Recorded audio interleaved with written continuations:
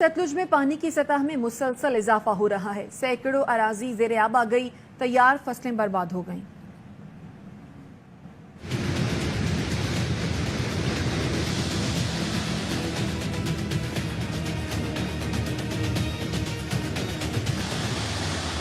दरियाई सतलज में दरमियाने दर्जे का सैलाब, पानी की सतह में मुसलसल इजाफा। गंडा सिंह कसूर के मुकाम पर पानी 84,000 क्यूसिक हो गया। दर्जनों देहात ज़ेर आब आ गए, फसलें भी मुतासिर हुई। जो झोना भी बर्बाद हो गया, मकइयां छिलियां गुलियां पईयां पतला सारा रुड़ गया। 30 32 किले नुकसान जो होगा रुड़ गया, कुछ नहीं बचा। जहाँ इमदाद नहीं पहुँच सकी, वहाँ लोग अपनी मदद आप के तहत महफूज इलाकों का रुख कर रहे हैं। इंतजामिया कोई नहीं पहुंचे, बन्ना दे कारण आगे ना कोई जावे, पीछे बैठे ने आप यहाँ। सानू किसी तंबू नहीं दिता, बाल बच्चा सारी रात मीह च भेज गया, भुखे असीं बैठे हैं। कोई साडी गल नहीं बात नहीं, हाल तो कुछ सुनता पिया। तीसरा दिन हो गया भुखे पाने, दुध से माड़ा मोटा गुजारा की, फिर ना कोई पैसा ना ले ना देनी। दीपालपुर में हेड सलमानकी में निचले दर्जे का सैलाब है, पानी की सतह बुलंद हो रही है। सरहदी देहात में पानी दाखिल हो गया है, फसलें तबाह हो गयी। ओकाड़ा की हुदूद में कल तक बड़े रेले की आमद मुतवक्के है।